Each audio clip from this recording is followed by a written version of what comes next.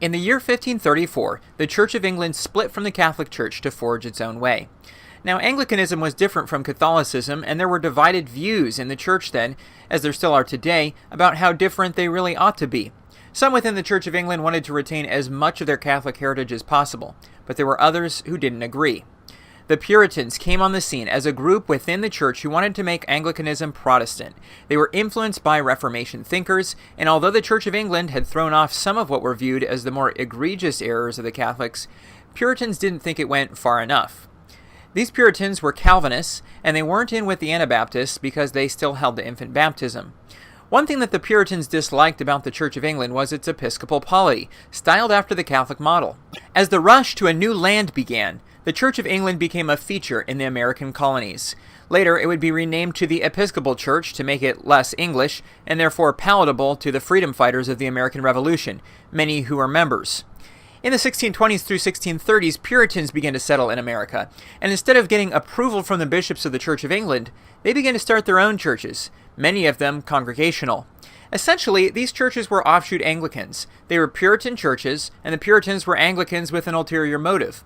Of course, being disconnected both geographically and now ecclesiastically from the Church of England meant things were only destined to change further. The Puritans were pro-reform, but in one area they liked the Catholic model, the idea of the state church. Massachusetts Bay Colony was founded in 1623 and Connecticut in 1636. Both of these colonies became dominated by Puritans, and taxes were used to pay Congregational ministers. Obadiah Holmes, a Baptist minister, was severely whipped for holding a Baptist service in the Massachusetts Bay Colony.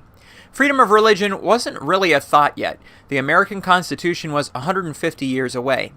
As Congregationalism was becoming its own denomination, leaders within the movement were realizing the need to set down some rules so that erring churches could be excluded, and so that there would be a set of standards on which they could all agree. In 1648, the Cambridge Platform was written to fit this need. Congregationalism was gaining an identity in America. In 1634, the First Church of Boston, a Congregational assembly, experienced revival, and there were many converts. Before their admission to the church, each convert would recount their conversion experience in a testimony, how they had realized their own election. The still very Puritan members in the congregations would judge the person's conversion testimony, and if there was enough evidence of regeneration, the person would be accepted into church membership, allowing them to partake in communion and have their children baptized. This became a practice in all the New England Congregational churches within a few years. However, as time went on, more and more people were arriving in the colonies or growing up within them and were required to support the state church, but didn't have this conversion experience. More and more children were beginning to grow up unbaptized. The Congregationalists worried that the influence of the church on the society would be harmed by a large group of people being outside the church, and so the halfway covenant was formed, to the disdain of some of the congregations. This practice meant that no longer did someone have to have obedient parents with a conversion testimony to be baptized into the church, so long as their parents would publicly agree to church doctrine and endorse the baptismal covenant. Churches were divided over the issue, but by 1700, 80% of congregations followed the guidelines. Because of this, over the course of a few decades, many churches ended up with a majority of members who did not profess a conversion experience. As Congregationalism gained membership, colleges were started to train clergy. Harvard began in 1636, and in 1701, Yale was founded as a Congregationalist school. Congregationalism was approaching its 100th year in America, and the ministers were noticing it. The halfway covenant had led to churches full of the unregenerate, and some were longing for a new revival. In 1735, Congregationalist minister Jonathan Edwards began, first at his own church, to preach on hellfire and damnation, trying to invoke in his congregation the recognition of a need for conversion. As time passed, Edwards spoke in other churches too, and the First Great Awakening was coming into view as the revival that had been longed for. Anglican cleric George Whitefield came from England to preach in America with good success. His first tour in 1740 was met with gratitude and relief from some of the Congregational churches. Whitefield too seemed to have a Puritan streak. He was a Calvinist who preached conversion. In 1740, there were 423 Congregational churches in the colonies, 1/3 of all churches. As the 40s advanced, many more ministers began to look unfavorably on the revivalist spirit sweeping the colonies. Churches that were dominated with the revival began to be known as New Lights, and those opposed to it became known as the Old Lights. When Whitefield returned for his third tour of America in 1745, the Congregational churches were mostly opposed to him. Whitefield was preaching to everyone, Anglican, Congregational, and Baptist alike. He encouraged Congregationalists to leave their churches, and leave they did. But they didn't mostly become Anglicans.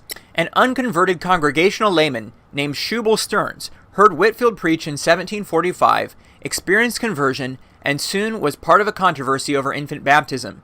Stearns became a Baptist and was baptized by immersion by a Baptist preacher. Stearns wasn't alone in the move from Congregationalism into the separate Baptists. In 1741, Isaac Backus was converted, and for 5 years pastored a Congregationalist church. In 1751, he too became a Baptist. Backus would go on to be an influential preacher in the American Revolution. Backus and Stearns are just 2 out of thousands of Congregationalists who left to join the Baptists. The church Stearns planted, Sandy Creek Baptist Church, would itself be part of 42 separate Baptist churches being started in the following 17 years. Whitefield, in amazement at how many converts of his joined the Baptist, remarked, "All my chickens have turned to ducks." By 1776, Congregational churches had grown in number, but not in percentage.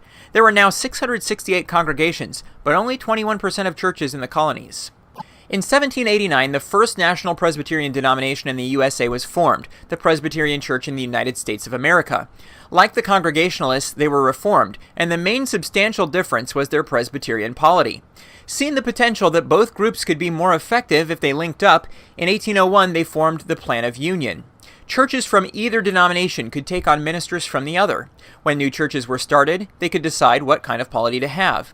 In 1826, the originally Congregationalist American Board of Commissioners for Foreign Missions was established as the missions agency for both denominations. However, things weren't going well for the Congregationalists as part of the Plan of Union. Churches that were Congregationalists began to take on Presbyterian polity. The ABCFM ended up with a Presbyterian majority, and as a result, most new churches started were Presbyterian. So in 1852, the Plan of Union dissolved. The Congregationalists realized the value of the denominational synods the Presbyterians had, and so just a few years later, they made the Congregationalist version, the National Council of Congregational Churches of the United States. Meanwhile, liberalism and Congregationalism had only grown during the years since the divisions over revival. Ministers began to doubt the literalness of the Bible, transitioned to preaching general morality as opposed to systematic doctrine, and began to challenge what had always been considered doctrinal orthodoxy. A wing of liberal Congregational churches had become Unitarian, rejecting the Trinity and divinity of Christ. Though these had remained for many years in the Congregational system, they divided out and formed the American Unitarian Association. Later, in 1961, the American Unitarian Association would merge with another denomination to form the Unitarian Universalists, a group so theologically liberal that today it has no theology at all and does not consider itself Christian. The other denomination that had merged to form the UU was the Universalist Church of America, which had a history extending back to 1866. Universalists had rejected that there was a hell, instead believing that God would reconcile all to himself. Today, the UU is open to pantheists, pagans, and atheists alike.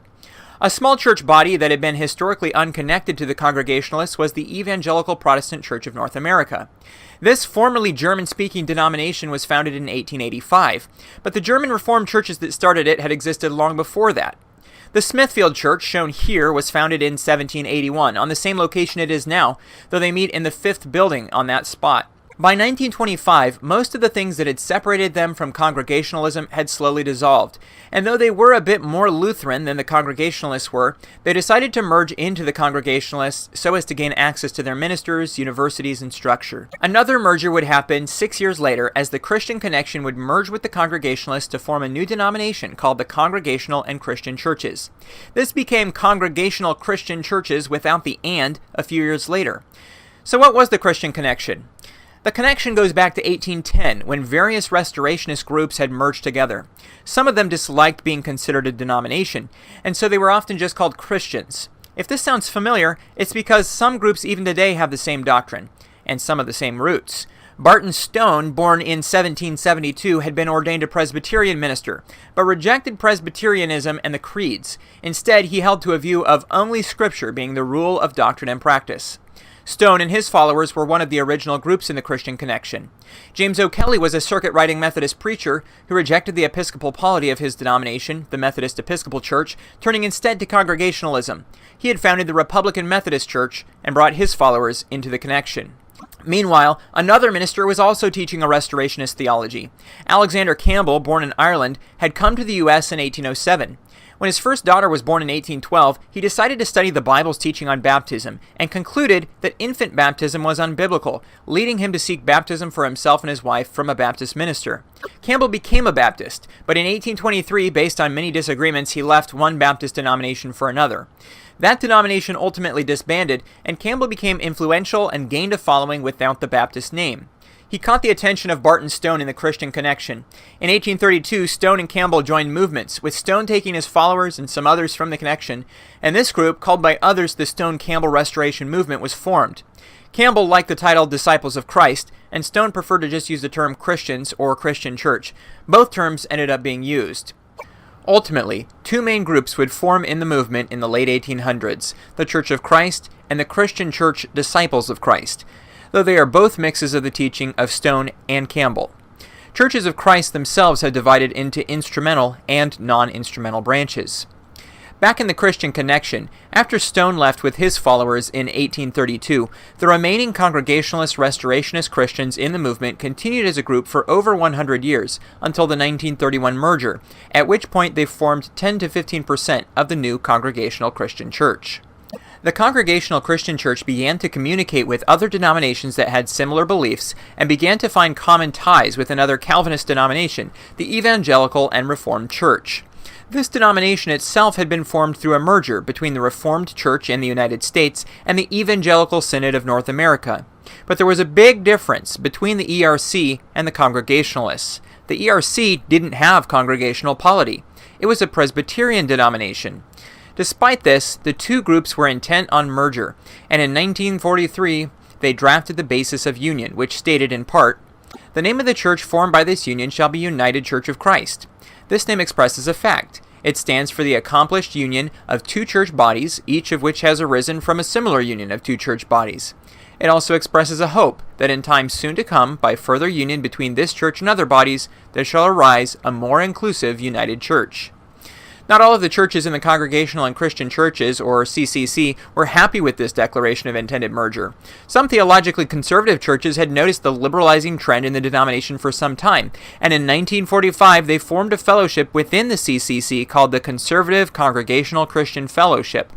In 1948, they finally left the CCC to form their own theologically conservative Congregationalist denomination called the Conservative Congregational Christian Churches, which still exists today with nearly 300 churches.